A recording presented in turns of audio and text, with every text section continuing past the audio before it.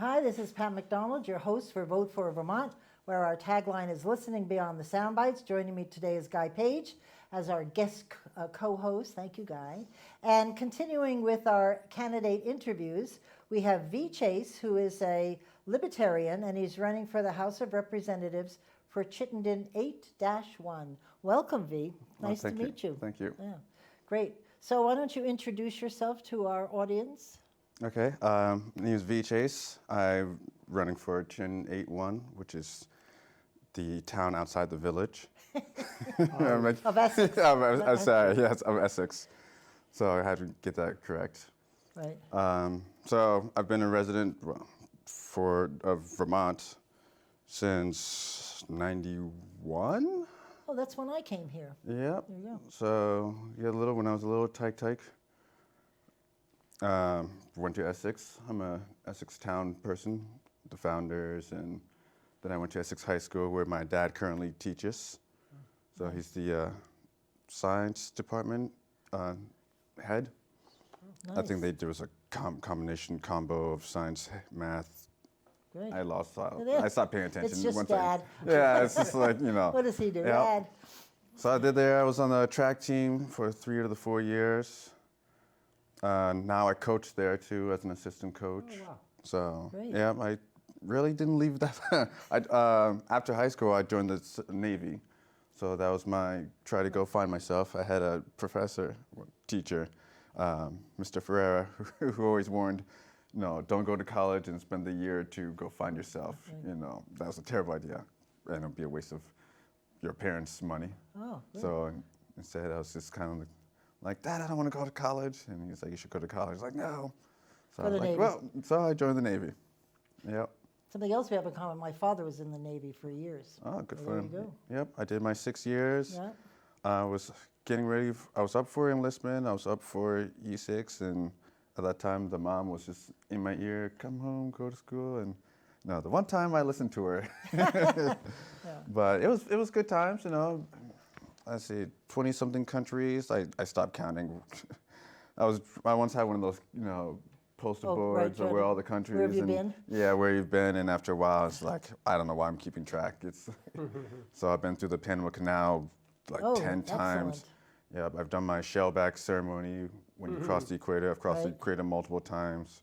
I've crossed the prime meridian. It's just like, all right. So now I'm just like, Nice. you know what? Let me just sit in Vermont and be nice. Right. Just be peaceful and, you know, be left alone. So you came home and went to Yep, came UVM? home, went to UVM. As an older student? Yes. That must have been interesting. It was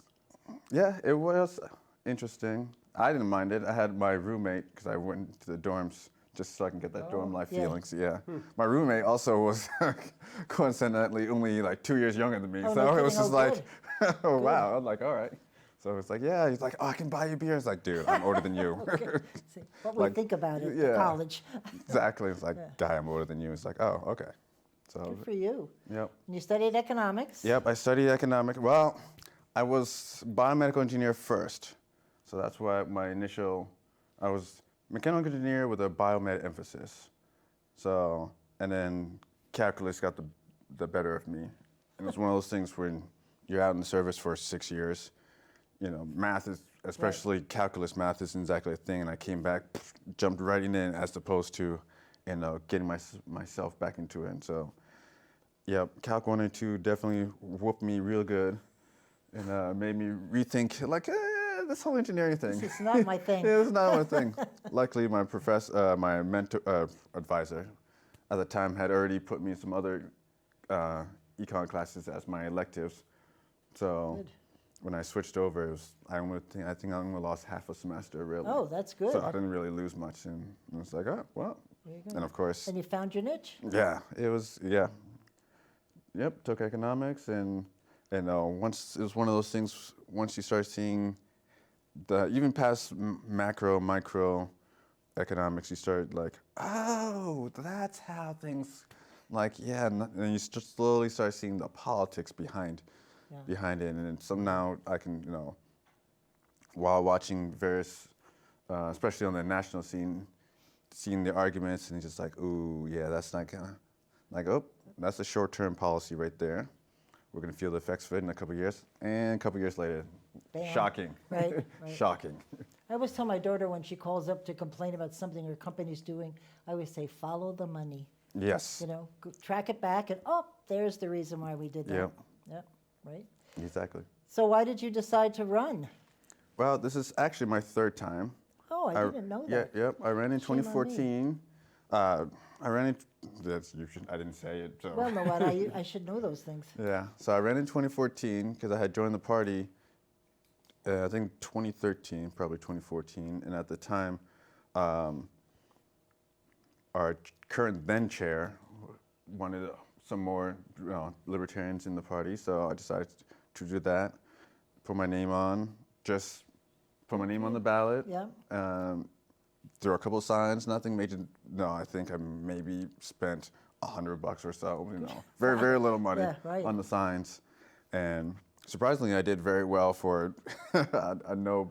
Right. Yeah. So he was very impressed. So then I did it again in 2016. Slightly more money this time, but. It's a lot of money. Oh yes, and then numbers improved. Of course, that was an election year, so, and then I sat out 2018 for no good reason. In retrospect now, and then this year is like, well, let me at least attempt to do more. So who's running with you or against you, or are there a lot of candidates? Yes, there's there's 5 of us total. So the main incumbent is no longer running. So I think Who's that, dude? Linda Myers was. Oh yeah, Linda. Oh, yes. for heaven's sakes, right? Yep. I love so Linda. she's not running, and the district is a 2-seat district. So there's an opening. That's there's a good time to there's run. 5 of us for 2 spots. Right. And it's the who's of somebody's running. Yeah. Do they give you opportunities to debate or talk, or how do you get into? I don't know how that's gonna work Oh, they better do something. It's usually. Pick on, say, like, WCAX might run a debate thing. So I don't know Good, I how hope so. that's going to work, seeing that we have, 40-something days left? Not too much. Yeah. Yeah. So who knows? Anyway. I read my emails. If they say, would you like to come? Gone. Yep, I'm there. Yeah. Who are the other candidates? I have no idea. Just I'm 4. trying to think who the other incumbent is. Well, we actually had one of them here. I don't remember the name, but we had one because they mentioned Linda. So, Yeah, there's 2 Democrats and 2 Republicans, and then Mar- the one Marianne Libertarian. Redmond, is she in the Yes, village, or- Yes, yes. right. No, Okay. she's running, and then there's a Villa. It starts with a V. Well, Right. you Yeah. get to know them in a debate if they do Yeah. something. They should. Yeah. Because it's very hard to get known. But if you've been out there twice before, then your name may be out there, which is good. Yeah, So a I'm more hoping. substantial question, though, is Vermont's economy. Yep. One of the things I hear up the State House, not that anyone's actually in the State House, but talking to people who are in the legislature, is that the coming year is going to be a really tough one for the Vermont economy. Revenues are going to be, Right. that is the money that the state takes in is going to be way down. They're not going to have the feds to bail them out again, probably. What can we do to get the Vermont economy going? Well, the simple answer would just be to open everything back up. That's the most simple answer. There's both the goods and bads to it. There's a lot of, I work with some people who don't believe in the whole coronavirus, the COVID-19 thing. But as a state overall, we do believe it. So I can say it's just open the state back up and get things going. But the more complicated answer is really do it piecemeal by piecemeal. There's certain sectors that slow down, but didn't really shut down. I've had multiple jobs, especially in the construction industry. They were kind of hit hard, but now that at least materials are coming in, they're picked back up. So especially I don't know if you've ever been down Shelburne Road. Oh no, what's your construction everywhere? Oh, there's Oh. just, and I think I don't know for a fact, but I'm assuming the state's overall goal is to open up housing. Because Vermont has current tense, past tense, current tense, and probably future tense. A housing problem, especially Right. on the affordability side. So, yeah. So the the economic way of saying how do you solve an affordability problem is, well, supply and demand. You know, there's the demand for housing is up and will probably continue to go up. So how do you lower price? Well, increase the supply. Okay. Now, that's the simple answers. So the more hard answers, you say, well, now you start looking at zoning laws, tax laws, and then you also, just for the actual construction of the housing itself. But then the types of people that go into housing, you start looking at, all right, what are the available jobs in the area? Because that's why people move to an area. Right. You know, no one's going to move to, you know, the middle of the Sahara if there's no reason jobs, to. right, Yeah. exactly. So, but you put up a giant oil well, not that there's oil in the Sahara, but if we find out tomorrow there's 100 billion gallons of oil, you best believe a bunch of people are going to start living there. Right. Yeah. So, but bringing it back to Vermont, how do we solve the affordability problem? Well, increase the housing. Now, to go back to your original question of, what do we do about the economy? Just start opening it slowly. And so far, while I don't always agree with Governor Scott, I am currently in agreement with him in his current direction. Of course, that could change tomorrow. And that's on COVID. Yeah, that's on COVID. Yeah. So, but yes, we got to open it slowly and smartly, because the worst thing we can do is make a bad situation worse. Right. So, I know it's a lot of pain, because a lot of people are like, just open everything up, which is a simple thing to do. The question is that's a short-term issue. Is it a good midterm, long-term issue? I think that's why he's trying to do it sort of incrementally. Yes. And picking, I love that he picks bars to open up, but that's okay. But could you explain, we were talking before the show where you were talking about short-term policy and the revenues and BAM. Oh, okay, yeah. Because I've never heard that, and that just is it. So let me remind myself what we're. So I think I was saying earlier is that what is economics and the study of, as I was saying, the study of really people, goods, and services, and so people includes the labor. So, and I was going further saying that of those three things, you can argue there's a fourth one or a fifth one. People is the most important thing, because you can't have an economy of one person. It's not physically possible. So you need at least two people and some type of service or good to be transferred between them. So coming back to Vermont, it's the people are a baseline, and so the people we have been losing a population in general. Right. So as a population declines, you can say, oh, well, the economy keeps going up. Great. That is really that's a lag effect, because that economy going up is going to catch up to the population going down, and that declining population is going to drag that economy down. Right.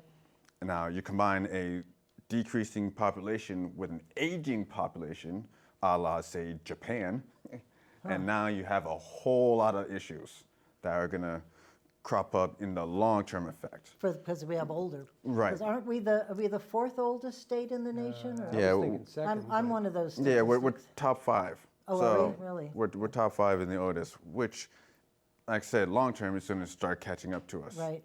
So you can say it's already catching up to us now, but in the long term, that is what it's going to happen. It's not like, well, we only think so. Like, no, we have literally hundreds and you could argue thousands of years of seeing this problem come. You know, it's going to happen. It's not an if, but a when. So what is the Vermont's an older state? Mm-hmm. What does that mean economically for your future as a young Vermonter? Well, if I was in the medical field, it'd be great. Nursing care. Nice. So, Thank you for that. Yeah, if I was in the medical field, it would be delightful. Because Yeah. I would essentially, I would be saying to you, both of you guys, thank you for my job security. What field are you in, by the way? So, What do you do for work? well, right now I'm a material handler. So I've been bouncing. I was laid off from my previous job and then picked up this current job recently. So Hard these days. A lot of people are out of work and not in what they want to be either. yeah. Have you heard of any businesses that are just not coming back in your area? Not that I have actually heard of. No, but we've heard of some around here, but I hope not too many, because that'd be just Right. devastating. Right. Yeah. So I'm sorry, I No. interrupted you. So you're a young person, you're staying in Vermont, great, thank you. What does the fact that Vermont is old and gray, what does this mean for your future here? Well, if I wanted to live in the rosy pink world, I would say it's delightful. A more realistic answer would be it really depends on what I end up getting myself into. Because I know what I've been doing is jobs, not a career. So my father's been trying to find me to he's been wanting me to go to accounting school. To go to where? To grad school for accounting. Oh. And I've dabbled in it and thought about it, and it is a career that won't go away. But for me personally, it's one of those, I say not even just me personally, it's just as a young person, an under 40 crowd, which is kind of weird to say, it is kind of what we end up making of it. And hopefully the state and both the government can see that, which is one of the reasons why I'm running, Right. to say, hey, we need to start looking not current tense, but future tense, Right. and start helping and ensuring that the state can be viable, and not just like, oh, well, we'll think about next year or 2 years. Like that's We're very short term. yeah, which is it's kind of like yes, but I think, as one of the questions say, why do I think I'm a better candidate? Is that looking at it, the economic part of me says we not got to start looking at it from a 5, 10, 15, and dare I say, looking out to a 25, to a generational thing. Right. Right? So, and that's the part where I think I can be the most useful and go, all right, we're gonna start looking at it from a generational gap. So, this current generation, can we do anything for you? We can help mitigate the fall, but we're gonna start planning on, the generation after you, we can hopefully prevent you from tripping like the last generation. V, I can tell you that up at the State House, when they talk about plans with 10, 15, and 20-year They just goals, fog out. inevitably, someone up there laughs and says, ha, but you and I will both be dead then. Yeah, like, so who cares? Right, and I can imagine you sitting in the room and saying, hey pal, I'm not gonna be dead. Right. I'm gonna be raising my kids around that time. And so it does sort of change the perspective on things. Yep. Well, I've always wondered why we do 1 year at a time in the budget, and corporations, they do 4 or 5 year projections. And I've always wondered why we don't do that, because that would make you focus, not that 5 years is the future. I'm sure you're looking 10, 20 years out, but it's better than one. But yes, you're 100% correct. Even though I think, let's even go further and say let's put a state mandate that said the budgets always have to be projected 5 years in the Right, future. right. So each year you update the five-year Right, plan. right. And so I think it would, especially in terms of businesses, and not just businesses, but the tax purpose, Yep. then not only can the individuals see the forward projection, or at least get an idea, Right. then you can see businesses. Because now you could have possibly an outside business who maybe is looking into Vermont. So if they can have a clear future of at least a 5-year plan, ideally they want a longer plan of, well, I know if I start this business, what my projected taxes are going to be. Right. So when they are doing their business plan, they can go and go, all right, we know at least some of our expenses and our liabilities are going to be. Right. Now we can match that up to profit. Yeah, every business we've ever interviewed here, when we talk about regulations, when we talk about Act 250, they always say we want predictability. And a 5-year, and looking at Act 250, when you jump into that disaster and you're being chased around the woods here and there, they just want to know, tell me how much is it going to cost and how long is it going to take? Because they build their whole project on specifics like money and time. Isn't that the two? Money and time, that's it. And we fail them every time. One of the questions, if I understand correctly, Pat, that new legislators get asked is, what committees would you like to right. serve on? Yeah. Not that it's a guarantee that you'd get that committee, but let me ask you, I'll pretend I'm the Speaker of the House. V, what committees would you like to serve on? Well, if there's a committee for tax planning, let me put that, please put Right. me on that There one. is, yeah. Yeah. So I would say that's my biggest one, because that is my big focus, is the people. You know, is we got to, if we want the economy to grow and continue to keep growing, we got to ensure that people grow and continue to keep growing. Back to what I was saying, if the people aren't growing, who the hell cares what the hell the economy is doing? Because that's all gonna, Right. it's kind of very much like a house of cards. If the entire foundation is like, great, this whole card layout could be Guinness World Record for whatever, but a little, and the whole Down thing it falls, goes, down right. it goes. And how does being on a tax committee help the people in that sense? So, well, at least you start looking. Let's be honest, Vermont is a high tax state. Okay. So, it'd be easy for me to say lower taxes, but it'd be far more difficult to do that. So, by being on the committee, I can then start looking and go, all right, where are the taxes actually high? What are the best ways, or the most, I guess, easiest ways to get into the taxes to lower them? For example, one thing I've still boggles my mind to this day. In fact, I was thinking of it on the way driving in here, was why, to all you seniors out there, why is Social Security income taxed? That to me boggles my mind. Our money. Yes, so, and because there is a flight, if you look at the population, there's a flight of the postgraduates, both high school and college, and then there's a flight at the top. So there's a flight on the bottom and a flight on the top. And economically, it's like, oh, sweet Jesus, we got to stop that. So, because the flight at the top takes away the wealth, because the older you get, generally speaking, the more money you have. So having the older crowd leave because everything they do is being taxed takes away money. Now, the younger crowd leaving, well, you take away the youth, you take away the labor force, really, because that's generally speaking the 18 plus crowd, and then you start taking away the brain drain, because all of those where you have a high school kid who maybe isn't a academic, but they're able to go into one of the trades, they're secretly one of the best tradesperson in painting, construction, whatever, pick a trade, whatever. They leave because they can find a better job in, say, New York, or they can go to New Hampshire, or you just go down to Massachusetts for whatever reason. Right.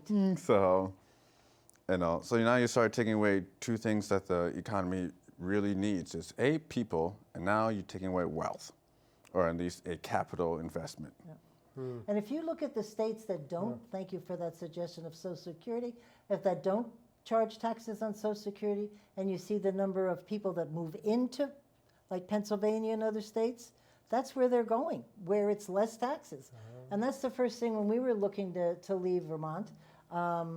We looked at the taxes in all the states.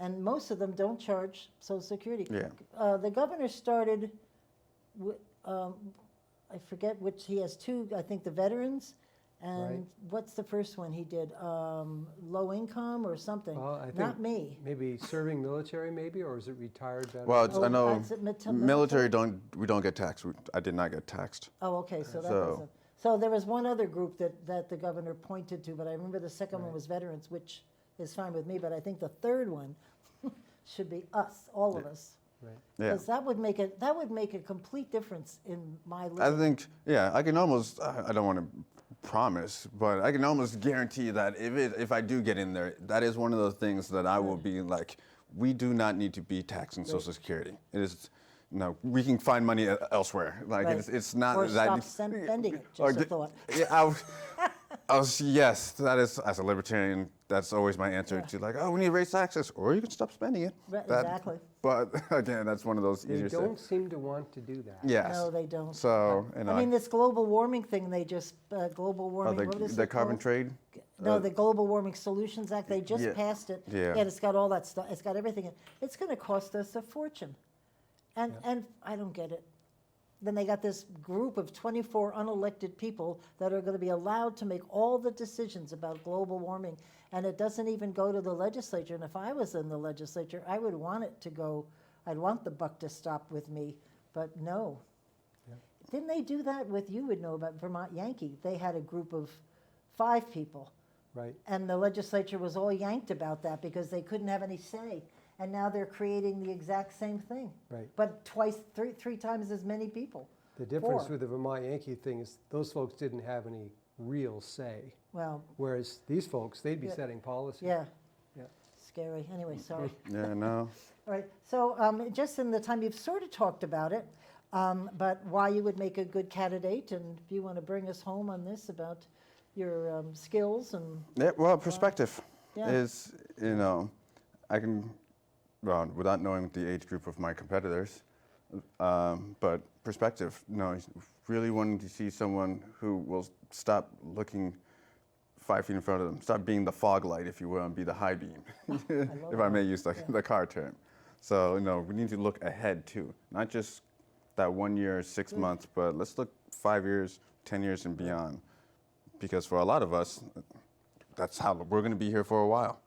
So, in business predictability. right. It's They're desperate for it. Just tell us. Yeah, at least give them an idea, a ballpark of this is what we expect to happen within X amount of years.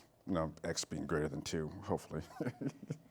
So, as a business, you can plan out for it. As a people, well, not that most people really pay attention that far ahead, but they at least have an idea. Especially if you're some person, he, she, they, is thinking about starting a business.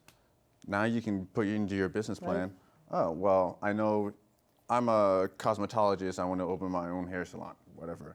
I know all the I know what the regulations are going to be now, and the idea of the regulations is going to be in 5 years. Right. Therefore, I know what my costs are going to be now, and I can project my costs out to 5 years. Exactly. So when you go for that business loan to the bank and go, here's my 1 year plan, here's my 5 year plan, and it's going to be reasonably accurate because you have reasonably accurate information.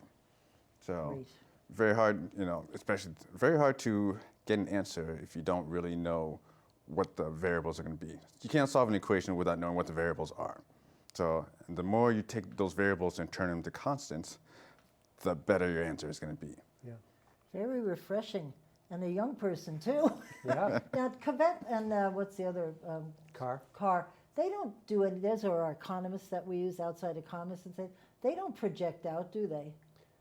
Most of I their don't know. Most of their stuff is year to year. I believe it is, yeah. Bad. Anyway, what to do? But we really thank you for being on the show. I wish you a lot of luck. I'm so excited to see somebody way younger than me. Thank you very much, Guy, for helping out, and thank you for tuning in. In the meantime, we'll see you next week, and in the meantime, keep listening beyond the sound bites.